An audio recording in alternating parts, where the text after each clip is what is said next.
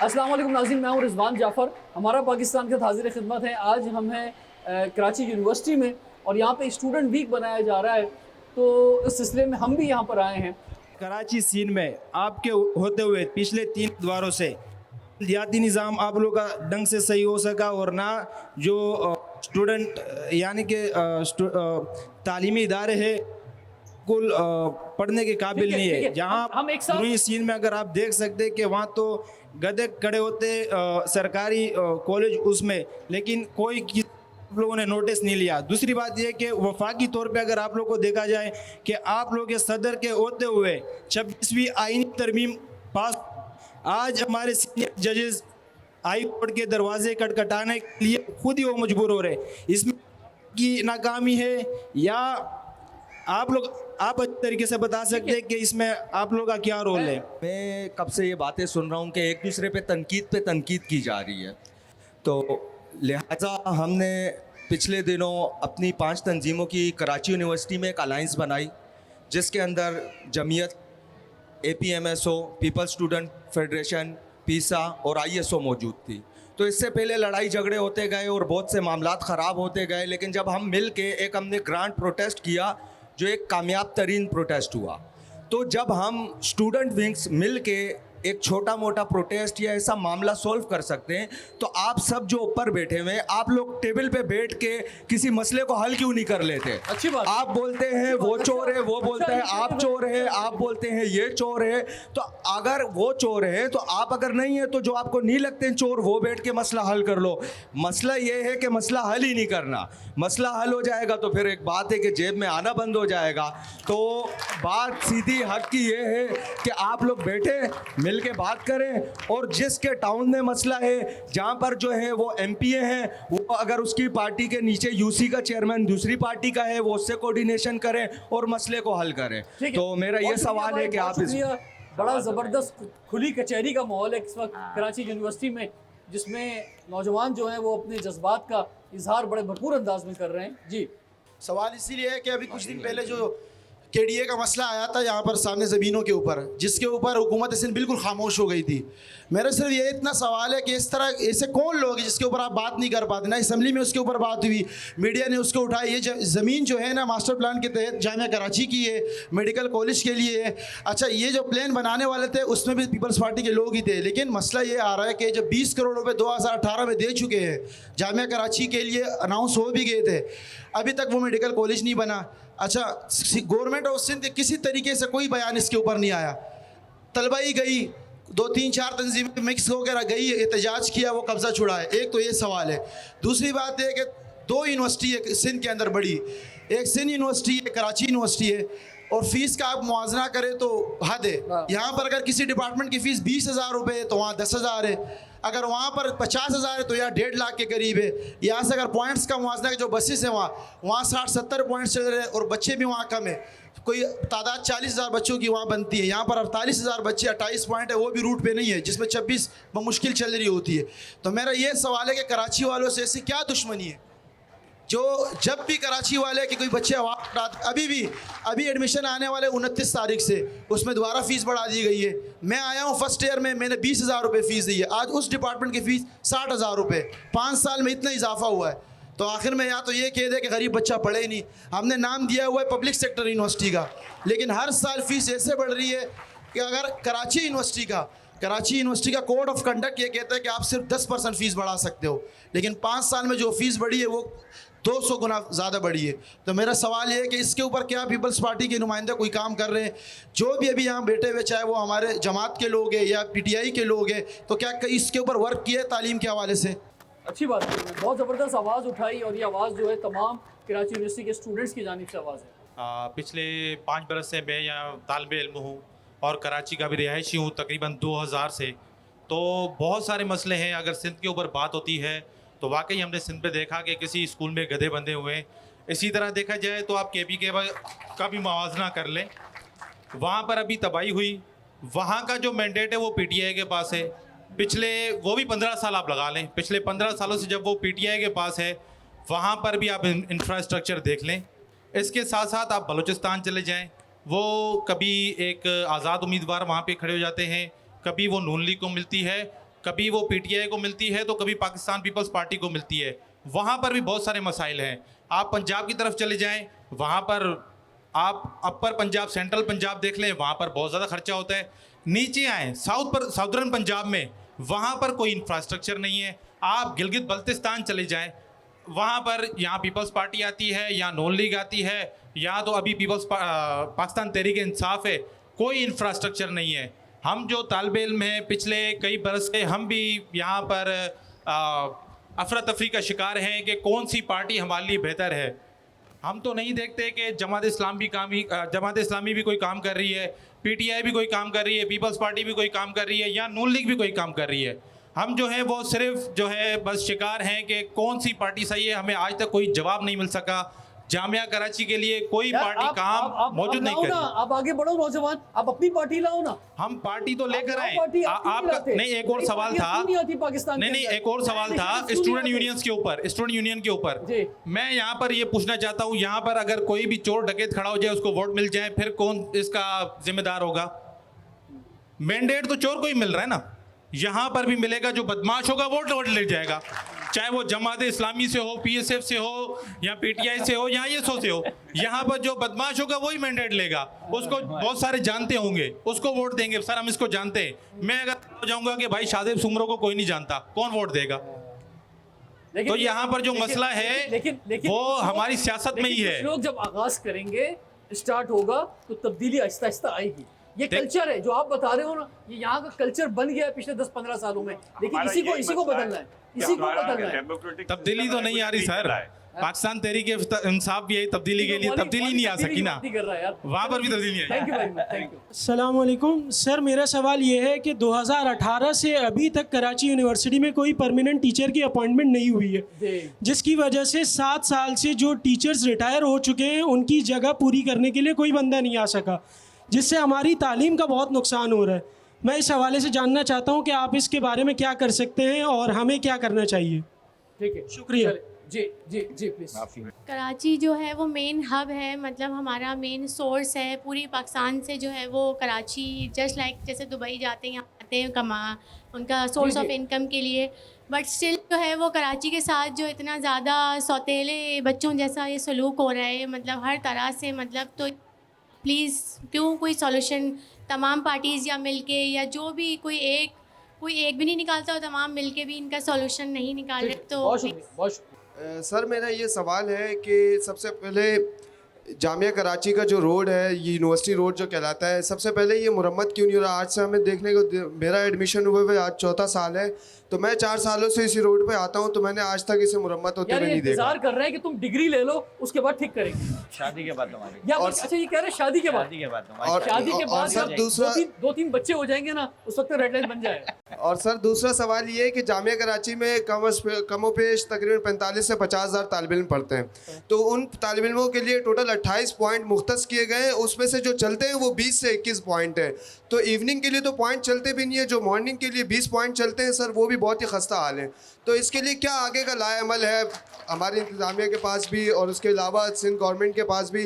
तो क्या किया जा सकता है कि हमारे पॉइंट में भी इजाफा किया जाए और तालीमी मयार को बेहतर किया जाए? ओके जी, बहुत शुक्रिया आपका, बहुत ज़बरदस्त सवालात इन सब ने की, इन सब के लिए ज़बरदस्त क्लैपिंग होनी चाहिए। आपने आवाज़ उठाई। देखिए मैं आपको एक बात बताऊं, ये जो अवामी जरगा स्टाइल में जब हम प्रोग्राम करते हैं और हर हफ्ते करते हैं, हमारा मकसद सिर्फ ये है कि कम से कम हमारी सोच उस जगह पे ना चली जाए कि हम ये कहें कि जैसे हम जी रहे हैं ऐसे हमें जीना कबूल है। कम से कम हम ये हार मान के ना बैठ जाएं। हम ये कहें कि जैसे हम जी रहे हैं ऐसे हमें जीना कबूल नहीं है, और हमें कराची वालों को इतना ज़िंदा रख सकें हम कि वो ये आवाज़ उठा सके और ये कहें कि मुश्किलात हैं, हमारी आवाज़ नहीं सुनी जा रही, मसले का हल नहीं निकाला जा रहा, जो प्रैक्टिकल हल होने चाहिए सामने मौजूद हैं, नज़र आ रहे हैं, इन्वेस्टमेंट भी नज़र आ रही है, इदारे भी मौजूद हैं, सब चीज़ें मौजूद हैं, लेकिन उसके बावजूद जो है वो ऑन ग्राउंड चीज़ें नहीं हो रही। अगर नहीं हो रही, आज नहीं हो रही कोई बात नहीं, लेकिन कल होंगी और हम करवा के छोड़ेंगे। ये जज्बा आपने अपने अंदर जिंदा रखना है, और आज जो सवालात हुए इस चीज़ से मुझे नज़र आ रहा है कि आपके अंदर ये जज्बा मौजूद है, और यहाँ के नौजवानों ने, यहाँ के तालिब इल्मों ने हार नहीं मानी है।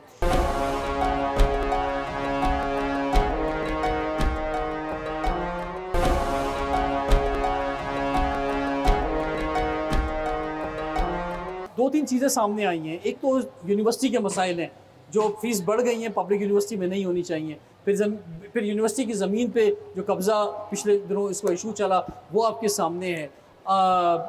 यूनिवर्सिटी के असातिज़ा के हवाले से बात हो रही है, यहाँ के पॉइंट्स के हवाले से बात हो रही है, कराची यूनिवर्सिटी के बेनता मसाइल मौजूद है। इस मतलब ये हम दुनिया में जाते हैं, हम स्कूल लेवल पर देखते हैं कितनी ज़बरदस्त मैनेजमेंट नज़र आती है, यूनिवर्सिटी तो बहुत दूर की बात है। और हमारी सबसे प्राइड यूनिवर्सिटी, सबसे तारीख़ी यूनिवर्सिटी, आज उसमें ये आलम है कि उस यूनिवर्सिटी में बैठ के यहाँ के तालिब इल्म ये बात कर रहे हैं आपके सामने। और दूसरा कराची के जो इशूज़ है उस पर भी बात हुई है। जी सर फरमाइए। खाली शो के साउंड बाइट्स के लिए नहीं, मैं चाह रहा था कि आप लोग के सबके सवालों के जवाब भी दे सकें, और जितने जितने सवाल किए ना सबके जवाब हैं हमारे पास। कुछ जवाब ऐसे हैं जो शायद आप लोग को पसंद ना आए लेकिन हकीकत है, तो हम चाह रहे थे कोई बयान कर दे, लेकिन इतना हम जम मार गए कि मैं कोशिश करूँगा कि कुछ कुछ कवर कर जाऊँ। थोड़ी सी चीज़ें पहले मैं क्लेरिफाई कर दूँ। हम कराची के हालात से यहाँ हैं मौजूद है। भाई देखिए, फ़िलहाल जो हमारी लोकल बॉडी गवर्नमेंट है वो वन ऑफ द वीकेस्ट है इन द पास्ट हिस्ट्री। ये एक जहन बना ले आप लोग, ये एक फैक्ट है। आपकी स्ट्रॉन्गेस्ट कब थी? अयूब खान के ज़माने की, जब क्या था कि आपके जो नीचे के ग्राउंड रिप्रेजेंटेटिव्स थे उनके पास सारे इख्तियार थे, आपके जो टाउन थे उनके पास सारे इख्तियार थे, आपके डिस्ट्रिक्ट के पास इख्तियार थे। और जो जैसे फर्स्ट करें KWSB है, अगर वो साउथ में कुछ चीज़ कर रही है तो वहाँ के जिम्मेदार बैठे होते थे जो उसको ओवरसी करते थे। वो स्ट्रॉन्गेस्ट थी। और उस वक्त अगर आप देखोगे, हिस्ट्री पढ़ोगे, तो उस वक्त Karachi was at its peak. अच्छा, फिर एक ज़माना आया जब नेचुरली हमारे भुट्टो का ज़माना आया। अच्छा, अब ये जो बात की थी कि आपने एग्जांपल्स दिए थे कि भुट्टो के ज़माने में कितने अच्छे, जुल्फ़िकार अली भुट्टो का कर रहा हूँ, शहीद जुल्फ़िकार अली भुट्टो, कि कितने प्रोजेक्ट्स किए गए। और हमारे होस्ट की तरफ से आया कि भाई बहुत चीज़ें तबाह भी की गई, जो ऑलरेडी अच्छी चल रही थी वो तबाह की गई। लेकिन उस वक्त एक पॉलिटिकल थियरी चल रही थी।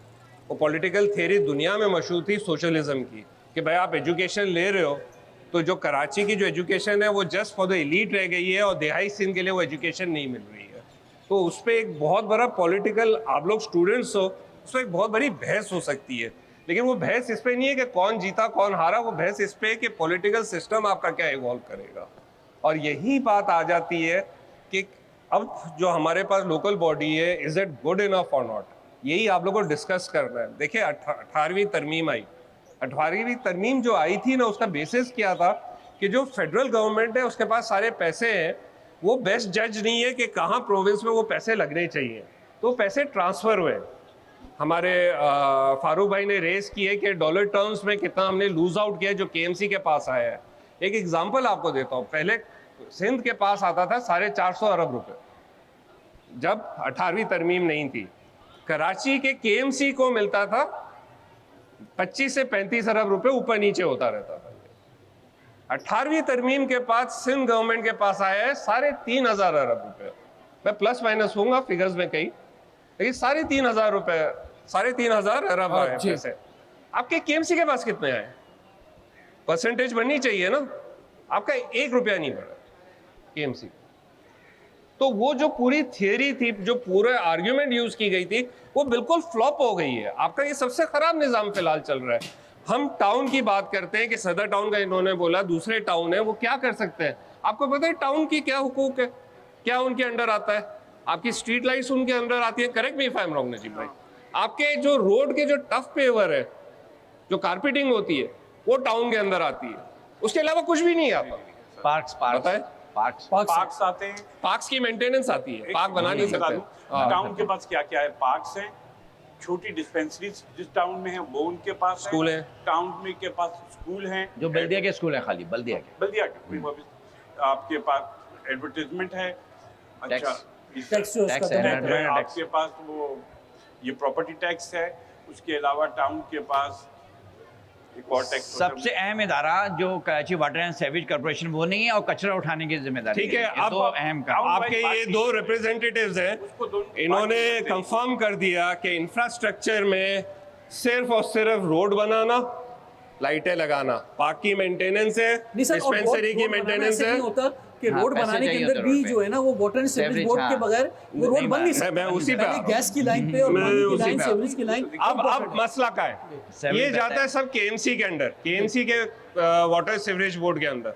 जब आपकी गटर लाइन फटेगी, आप सब एग्जाम आपको सब अपने मोहल्ले में देखे होंगे, जितना भी अच्छा रोड बना लो, गटर की लाइन फटेगी वो रोड खत्म हो जाएगा।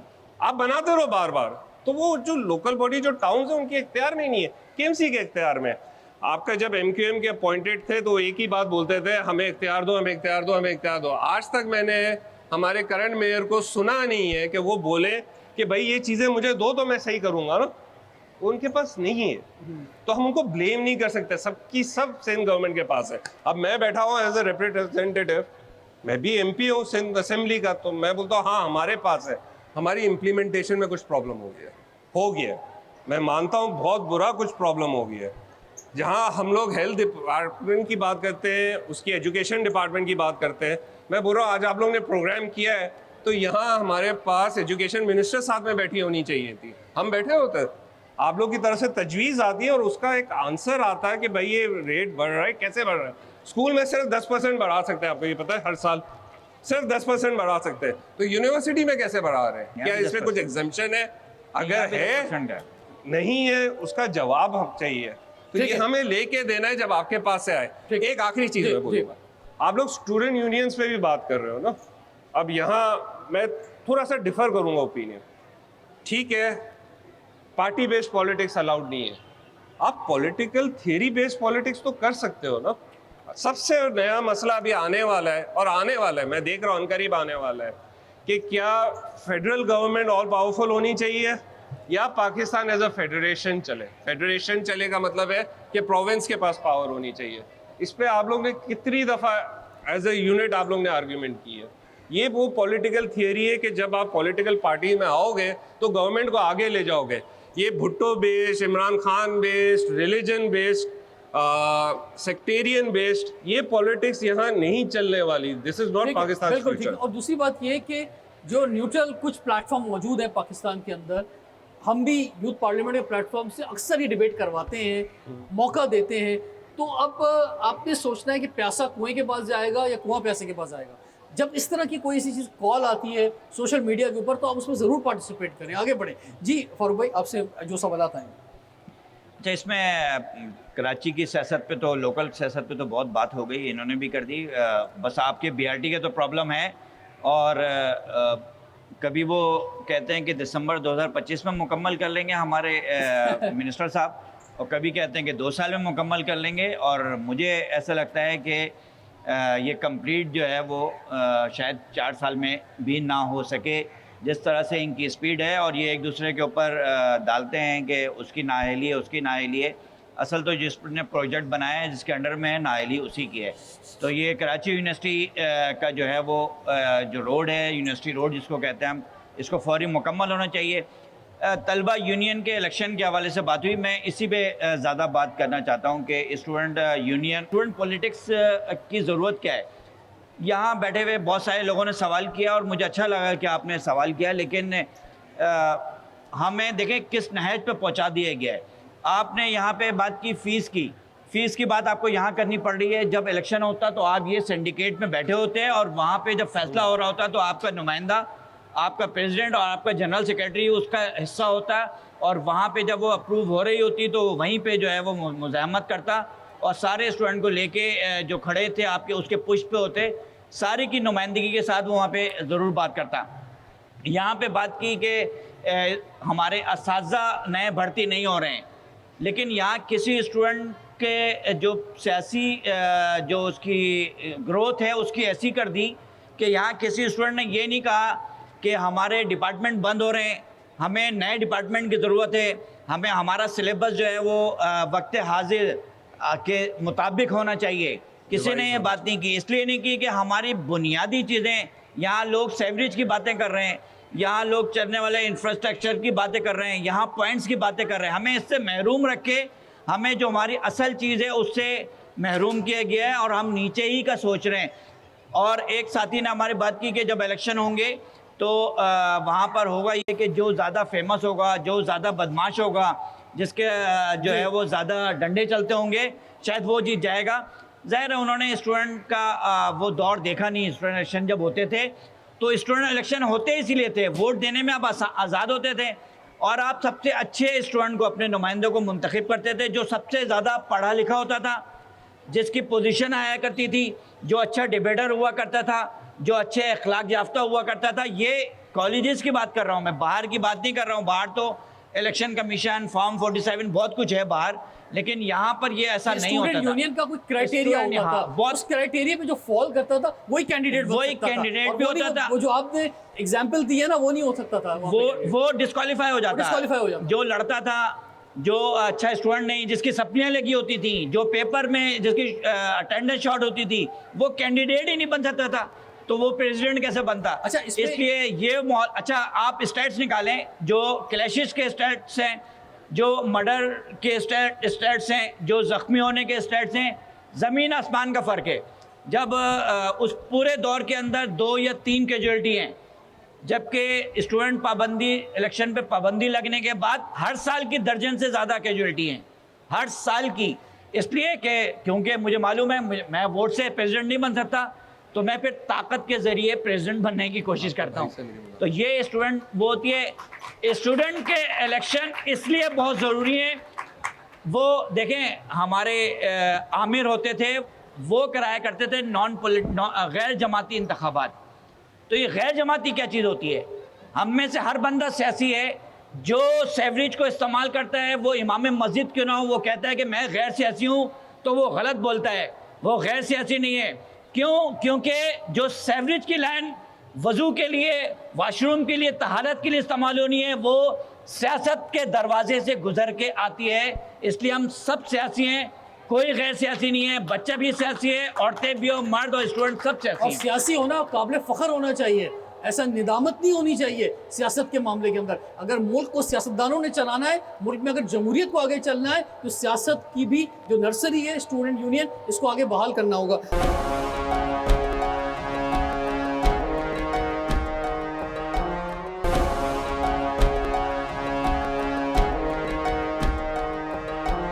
हमारे साथ जो है इस वक्त हसन औज मौजूद है, जो कि सिंडिकेट मेंबर है कराची यूनिवर्सिटी के।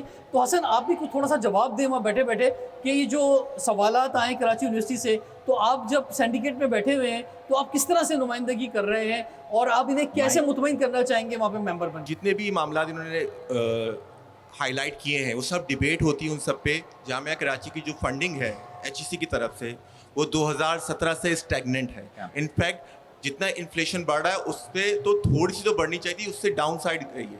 तो यहाँ पर जामिया कराची में मुलाजमीन की तनख्वाहें देने के पैसे नहीं हैं। फिर माजी के कुछ अदवार में ऐसा हुआ कि भर्तियाँ सही तरीके से नहीं की गई, शफाफ तरीके से नहीं की गई, जिससे टीचिंग और नॉन टीचिंग का रेशो मुतासर हुआ है। HEC का एक क्राइटेरिया है कि 1:1.6 का रेशो होना चाहिए टीचिंग और नॉन टीचिंग का, which is 1:3 here in university of Karachi. तो जिसकी वजह से जब आपके पास स्किल्ड वर्कर्स नहीं हैं, ओवरबर्डन है आप, व्हेन यू कैन नॉट पे जो salaries on time, pensions on time, तो ये सब चीज़ें फिर इन पे बहुत देर में बात जाती है। पहले लोगों के चूल्हे जलने चाहिए, उधर फंडिंग ज़्यादा चली जाती है, जब भी जो है फीस में इजाफा करना पड़ जाता है। इस सिलसिले में HEC को सबसे अहम ये चाहिए कि एक क्राइटेरिया रखे कि किस तरीके से किस यूनिवर्सिटीज़ को कितनी ज़रूरत है, उस हिसाब से उनकी माली मुआवनत करे। दूसरी बात, सिंध गवर्नमेंट का मैं शुक्रिया अदा करना चाहूँगा कि उनके डोमेन में नहीं है, still they give grants to university of Karachi, which should be appreciated. And third point is that कि सबसे अहम चीज़ मैं एक बहुत हाईलाइट करना चाहूँगा, जहाँ किसी ने बात नहीं की उस पर, वो ये है कि जब कोई भी शहर बसता है तो उसकी कैपेसिटी होती है। जिस जगह पे हम सब बैठे हैं इस पंडाल में, अगर इसमें हम 500 लोग आ सकते हैं, लेकिन अगर मैं इधर 5000 लोग बिठा दूं तो हम सबका दम घुट जाएगा, एक दूसरे को कुचल के निकलेंगे। Likewise Karachi is over saturated. Karachi की उतनी आबादी जितनी सेंसस में शो की गई, अगर उसको भी हम मान लेंगे सही है, तो इट्स स्टिल ओवर सैचुरेटेड है। तो कराची में इतने लोग रह ही नहीं सकते।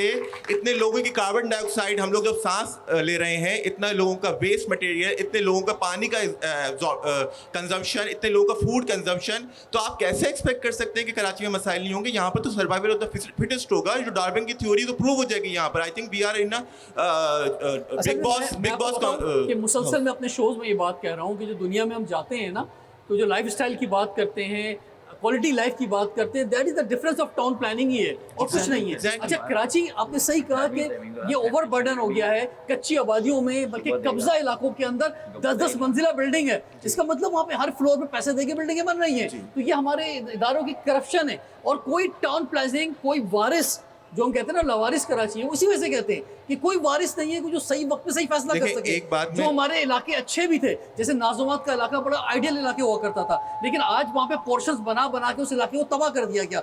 अच्छा, कराची में अगर ये बिजनेस हब है तो जो दुनिया में होता है वो ये होता है कि जब एक शहर होता है उसका एक ग्रेटर शहर होता है, यानी उसके सबब बनाए जाते हैं। जैसे सुपर हाईवे पर अगर लोगों को बसाना ही है तो एक टाउन प्लानिंग हो, एक जिम्मेदार हो, और कराची को हॉरिजेंटली बढ़ाया जा सकता है। ऐसा नहीं है कि नहीं बढ़ाया जा सकता, आबादी यही रहेगी, लेकिन ये नहीं कि सबको एक ही जगह पे जो डाल दिया जाए। और वो जो इलाके खाली हैं अभी, जैसे आप हैदराबाद तक जाते हैं इलाके खाली हैं, वहाँ तक जो है लोगों को बसाया जाए और वहाँ से ट्रेन चलाई जाए। जैसे आप टोक्यो के अंदर देखते हैं, दुनिया की सबसे बड़ी आबादी का शहर है, जैसे आप सियोल के अंदर देखते हैं, जैसे आप दुनिया भर में देखते हैं कि शहर के अलावा, कमर्शियल हब के अलावा, डाउनटाउन के अलावा जो सबब्स होते हैं और उन सबब में लोगों को बसाया जाता है। लोग उन सबब से अपनी बुलेट ट्रेन के जरिए जो है आते हैं और चले जाते हैं। लेकिन ये सब कुछ जो है कुछ सोचने वाला चाहिए, कोई इम्प्लीमेंट करने वाला चाहिए। बस मैं 2 बात इसमें ऐड करना चाहूँगा। जो आपने सबब और इन सब चीज़ों की बात की, वहाँ के जो लोग हैं ना, उनका एक इंटेलेक्ट है, एक चीज़ है, उनके अंदर समझ है। हम लोग यहाँ पर अपनी बेसिक राइट्स के लिए लड़ रहे हैं, मर रहे हैं, और डेमोग्राफी हमारे लिए बड़ी इंपॉर्टेंट है। हमारे यहाँ तो लड़ाई, हमारे तो वोट ही एथनिसिटी बेस्ड है। हम तो देंगे वोट उसको जो हमारी एथनिसिटी का होगा। तो आप ऐसे, अगर ऐसे शहर में अगर आप मजीद बढ़ाते हैं शहर को, तो आप एक कत्लो गारतगरी को दावत दे रहे हैं, क्योंकि वहाँ पर सर्वाइवल ऑफ द फिटेस्ट की जंग शुरू हो जाएगी। कोई भी अपनी जगह नहीं छोड़ेगा। पहली बात ये कि हमें इसको बड़ी संजीदगी से देखना होगा। दूसरी बात, जो कि दूसरे शहर बसाए जाने चाहिए, वो तो यकीनन हम सबके साथ हम ये समझते हैं कि होने चाहिए। एक और अहम बात जो इस वक्त हमें हाईलाइट रखनी चाहिए इस वक्त, कि हमारे स्टूडेंट जो हैं, हम लोग जो इंडिविजुअल जो स्टूडेंट्स हैं, इनफैक्ट वो भी उतने ही करप्ट हैं जितने politician. We all are corrupt. We should accept that कि बीइंग अ पाकिस्तानी, हम सब में कहीं ना कहीं नेगेटिविटी का एलिमेंट है। हम सब कहीं ना कहीं करप्शन करना चाहते हैं। जिसको जितनी पावर मिलती है वो उतना करना चाहते हैं। ये विक्टिम ब्लेमिंग है that we are the victim. It's not fine. As a nation हम क्यों करप्ट हो गए हैं? एक दूध वाले से लेकर, एक अमरूद वाले से लेकर, सबसे बड़ी कुर्सी पे बैठा हुआ बंदा जो है वो क्यों करप्शन कर रहा है? करप्शन सिर्फ वही नहीं कर रहा है जिसको मौका नहीं मिल रहा। जिसको मौका मिल रहा है वो करप्शन क्यों कर रहा है? ये काम है हमारे थिंक टैंक का, ये काम है हमारे एकेडमिया का, ये काम है हमारे इंटेलेक्चुअल्स का, कि ये पाकिस्तान का वो रूट मैप बनाए जिसमें करप्शन का खात्मा हो सके। जो यूरोप ने किया, जो उन्होंने अमेरिका में किया, उन्होंने इक्वल राइट्स सबको दिए, इक्वल अपॉर्चुनिटीज़ दी। अगर तालीम मुफ्त हो जाएगी, अब आप देखें ना, आप सर्वे करवाएं महंगे स्कूलों का और आप पूछें उनके पेरेंट्स करते क्या हैं। अब जब उनकी तनख्वाह मालूम करेंगे तो आपको हैरानगी होगी कि उनके बच्चे तो इस स्कूल में पढ़ ही नहीं सकते थे। इसका मतलब आपने सबको एक रेस में लगाया हुआ है। आप जाएं तालीमी इदारों के से हटके, फिर आप हेल्थ के इदारों के अंदर चले जाएं। आपको थाने में काम कराना है, आपको अदालत में काम कराना है, आपने कहीं भी काम कराना है, आपने हर जगह यहाँ के लोगों को रेस में लगाया हुआ है। उस रेस की वजह से करप्शन है। फिर सियासत में आप चले जाएं, सियासत में जिसके पास जितना पैसा होगा वो इलेक्शन जीतेगा, जिसके पास जितना पैसा होगा वो बड़ा जलसा करेगा, जिसके पास जितना पैसा होगा वो आगे रिश्वत दे के जो सीट पे आ सकेगा, जिसके पास जितना ज़्यादा पैसा होगा उसकी तरक्की होती चली जाएगी, उसको कुर्सी बनती चली जाएगी। इस रेस को ख़त्म करना है। और मैं रिक्वेस्ट करना चाहूँगा अपने इंटेलेक्चुअल्स को, अपने एकेडमिया को, कि अब तालीमी इदारों में डिबेट ये होनी चाहिए। ये जो एक मसवात का निज़ाम हमें तरक्की याफ्ता ममालिक में नज़र आता है, एक सिस्टम नज़र आता है कि हमें लंदन में लॉर्ड्स भी जो है वो ट्रेन के अंदर जो सफ़र करते हुए नज़र आते हैं, वहाँ पे एक टैक्स का जो निज़ाम नज़र आता है कि जो जितना पैसे कमाता है वो उतना ज़्यादा टैक्स जो देना शुरू कर देता है। और इस वजह से लोग, अब तो ये सूरत हो गई है, लोग अपनी नेशनलिटीज़ छोड़ रहे हैं कि यार मैं ज़्यादा टैक्स दूंगा, इससे बेहतर है कि मैं किसी ऐसे मुल्क में चला जाऊं जहां पे मुझे इतना टैक्स ना देना पड़े। लोग ज़्यादा कमाते हुए भी डरते हैं कि यार कम ही कमाओ ताकि जो है हम अपनी हदूद के अंदर रहें। तो ये कोई नई साइंस नहीं है जो मैं बात कर रहा हूँ। ये जिन मुल्कों ने तरक्की की है उन्होंने सब कुछ किया है, ये मिसालें मौजूद हैं। ये सिर्फ छुट्टियां मनाने के लिए यूरोप अमेरिका लोग ना जाएं सियासतदान, सिर्फ सेहत के बहाने करके वहाँ पे ना जाएं, वहाँ जाके कुछ सीखे भी कि वहाँ फुटपाथ कैसे आज़ाद है, वहाँ पे जो है वो टाउन प्लानिंग कैसे होती है, वहाँ पे सेवरेज का निज़ाम कैसा है, 100 साल के लिए सड़क बनाते हैं तो कैसे बनाते हैं, वहाँ पे लोकल गवर्नमेंट का निज़ाम कैसा है, बुजुर्गों के लिए क्या है, बच्चों के लिए क्या है, माओ के लिए क्या है। ये सारी चीज़ें मौजूद हैं, सिर्फ इम्प्लीमेंट करने की ज़रूरत है। और इतने हम कोई गरीब मुल्क नहीं है, हमारे पास रिसोर्सेज है, बजट है। मसला सिर्फ नियत का है और इस निज़ाम का है जो सिर्फ चंद लोगों को अंग्रेज बना के आज भी हम पे मुसल्लत करता है और हमारा आका बनाता है और अवाम को गुलाम बनाता है। माशाल्लाह, आपकी बहुत अच्छी तकरीर। लेकिन सर मैं इनसे बस नहीं, मैं बस इनके बाद करेक्शन करना चाह रहा हूँ। मैं 18वीं तरमीम के बाद HSC तकरीबन उस डिवॉल्व हो गई है, उसका वो सिर्फ तालीमी पॉलिसी जो दे सकता है सिर्फ फेडरल यूनिवर्सिटीज़ को वो देती है, बाकी सब सूबे के इख्तियार में, सूबे को ही देना है, फाइनेंशियल भी सपोर्ट सूबे को करनी है। ये बात इनकी बिल्कुल सही है। एक चीज़ सिर्फ मैं ऐड करता हूँ आखिरी के, यहाँ शाम में जो कुछ होता था, यानी सेल्फ फाइनेंस पे एडमिशन होते थे और यहाँ बच्चे पढ़ते भी थे आके, और ज़्यादा फीस भी नहीं थी, और यहीं के असातिज़ा जो है वो शाम में करते थे। लेकिन ये प्राइवेट यूनिवर्सिटीज़ से कम्पीट नहीं कर पाते सैलरीज़ पे। जो इनको पूरे महीने यहाँ मिलता है और 4-5 घंटे के मिलते हैं, वहाँ उनको हफ्ते में 2 दिन जाते हैं, खाली 2 घंटे लगाते हैं, उससे ज़्यादा पैसे मिल रहे होते हैं।